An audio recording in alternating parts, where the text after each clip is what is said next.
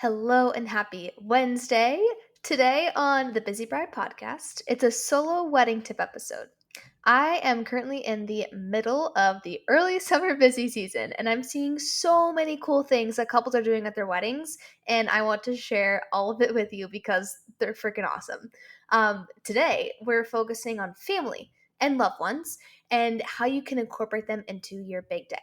Let's get into it.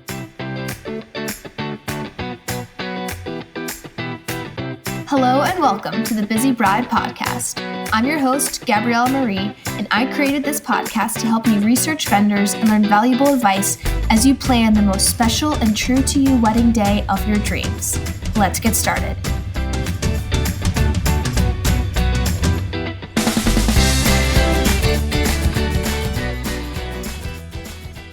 If family is important to you, then get ready to take notes because this episode is going to be jam-packed full of goodness.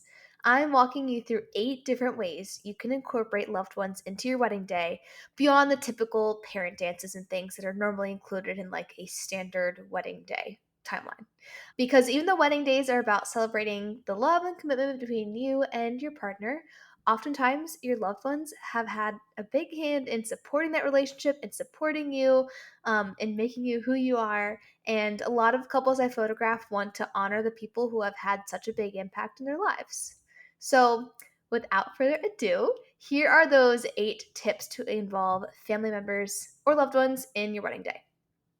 So, tip number 1, we'll go chronological here. So, before the wedding, you can enlist loved ones to help with small DIY projects to help you get ready for the wedding day.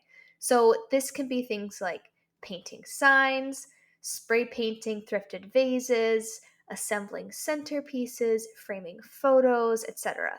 Anything like a small task that can be done mindlessly while watching a movie or TV show is ideal. And then I think the best way to do this is to host a party and to have either a ton of your friends who may not be in the wedding party over, or some loved ones who are maybe not involved in other ways in the wedding day. Have them over, play music, sip wine, make a whole ordeal out of it. Or this can just be another way you can involve your wedding party, people who are already involved in the wedding. Just like an extra touch of like when they walk into the wedding, they'd be like, "Oh my gosh, I helped do that." It gets people involved, and it's also important for you to delegate so you don't lose your mind if you're doing a lot of DIY tasks before the wedding day. So that's a fun tip for the first one, for before the wedding. And then getting into the wedding. Tip number 2, first looks. Now, you've probably heard of a first look between a couple.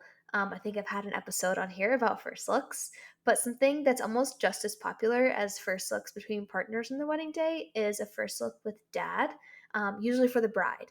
So, since mom is usually one helping a bride get dressed on a wedding day, it's really sweet to set aside a separate moment with your dad as you're getting ready to get married, and so it's not just like meeting him right before you walk down the aisle, because that's a huge moment in and of itself. Setting aside that time to just be like, hey, it's happening. This is my wedding outfit. Oh my gosh. I always cry during these moments. But it doesn't have to be with the dad, it could be with like a father figure in your life. I have photographed first look with grandparents before, with a couple who did this. The bride wore her grandmother's wedding dress, which was so freaking cool, and it fit her like perfectly. It was beautiful, and so she surprised her grandparents and did a first look with them, and the grandparents were crying and could not believe that she was in her grandma's wedding dress. So that was a really cool first look.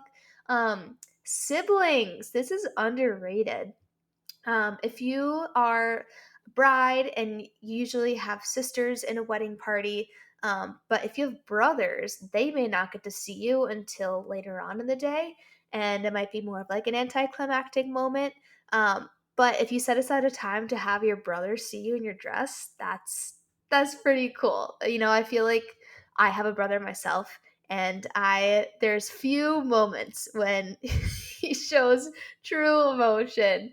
So this would be a nice moment and a nice memory to have on your wedding day. If you're a groom and you're getting ready with brothers, you can have your sister come and do a first look with you all dressed up in your suit looking spiffy. Um, So, like, you really can do anything with first looks with anyone who is important to you, who's not already in the getting ready room with you.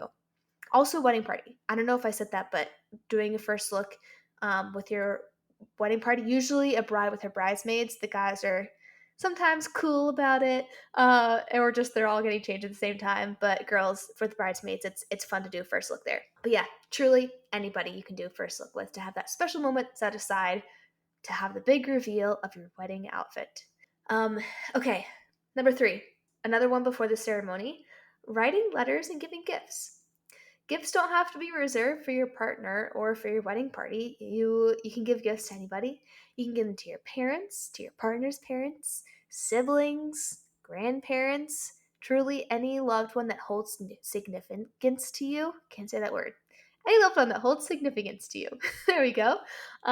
This is a great way to tell them you're thinking of them, and that you're grateful for all of the ways they have helped shape you into who you are today, all the ways they supported your relationship, um, ways you're excited to continue to, I don't know, have them be a special part in your lives for the rest of your life, and now have this other person also be there as well because you're getting married. So that's a really cool thing to do, and I'm sure would be a very nice surprise to people who are really important in your life.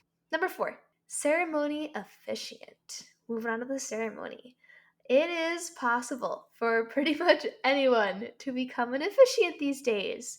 And as a photographer, I've seen ceremonies where the officiant knows the couple and where the officiant doesn't know the couple. And I can confirm that the ceremonies where the officiant does know the couple have a lot more laughs involved. So if that's more your vibe, if you kind of want the ceremony to be a little bit more laid back, a little bit more laughter involved, then this is a really good way to go. This officiant, they can also be in your wedding party too. Like, it doesn't have to be someone separate. It can be someone who is already in your wedding party. I was just photographing a wedding the other day as a second shooter where the brother of the groom was in the wedding party but was also the officiant. And I photographed other weddings where something similar happened there too. Or I photographed weddings where it was either a cousin of one of the people getting married, or it was a close friend, like a neighbor. Truly, anybody can do this. If that's possible for you to choose your officiant, that's a cool way to do that.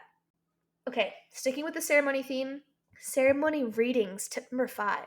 So, Catholic ceremonies will have these built into the Mass, which is pretty cool. So, you're already asking people to go up and do readings for you. But if you're not getting married in a church, you can still ask loved ones to do readings at your ceremony. And it could be anything. It could be a passage from the Bible, or it could be a poem, anything you want to be included in your ceremony to prepare you to get married to the love of your life is awesome. And that's another way to incorporate loved ones into the wedding day, and incorporating them into the ceremony itself is really freaking cool. So that's tip number 5. Tip number 6, moving away from the ceremony, going towards the reception now. Baking desserts. Guys, people love homemade desserts. I love homemade desserts. They're freaking amazing. If you're a Pittsburgh family, you know about the Pittsburgh cookie table, which is where I think it's like every family connected to the couple bakes a different kind of cookie, and then it's like all displayed across multiple tables of just cookies upon cookies. You can incorporate this in your own way into your wedding day. If you have a few loved ones who love to bake, this is a really cool way to be like, hey, can you make those special cookies that I love for my wedding? And it's less pressure because, especially if you're having like a cake already and you're having other desserts, it's not like, hey, can you bake all the desserts for my wedding day? That's a bit much. So tread with caution there. That's not really what I'm suggesting. I'm suggesting like, hey, we already have all these desserts, but I love your special recipe chocolate chip cookies. Can you please make like a batch of them for the wedding? Anything like that. That'd be a cool way to involve somebody in the wedding day, and then I'm sure everybody else at your wedding, all the guests, would also appreciate you involving a loved one like that. So that's tip number 6. Tip number 7 is also a reception tip, and it's adding a special dance.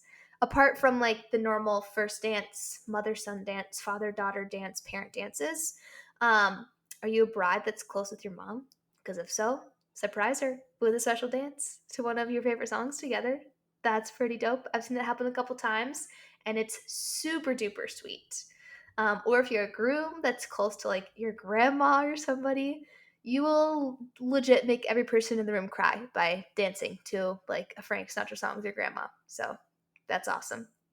I'm like come up with ideas left and right here. But yeah, adding a special dance with somebody is a really cool way. You could also do this if there's someone who's important to your relationship that's special to both you and your partner. You could do like a special group dance with them. Like have the DJ or the band invite someone up to dance with both of you. That would be really cool too. And have that be like the intro to the first dance set. Gosh, I'm getting ahead of myself here. But yeah, it's again just it's a cool way to add something different to your wedding and to celebrate somebody who means a lot to you. So that's tip number 7, and then the final tip, tip number 8. I think this is my favorite. Tip number 8 is to surprise your parents by playing their wedding song or their wedding songs during the reception as like one of the slow songs for the night. So it doesn't have to be like this whole thing that's announced, but it can be something where like you you make sure your parents are like in the room before this happens, but the DJ just starts playing their song. If you do this, please tell your photographers and your videographers it's happening because we want to document the reactions and you want their reactions documented. And I know it's going to be amazing. So if you're going to do this, yeah, definitely let all of your media people know because wow, that will be really cool. All right.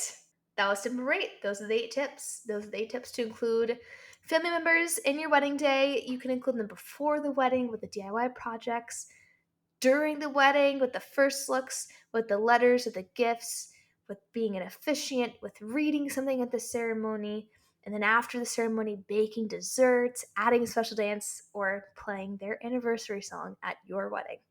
I I think if you include all those things, props to you. That's pretty cool. But honestly, if you just pick one, or if you come up with your own thing, I think it's a really cool way to say like, hey, thanks so much for supporting me, for supporting us, and for just being an awesome part of our lives. So I hope this episode sparks some inspiration for you.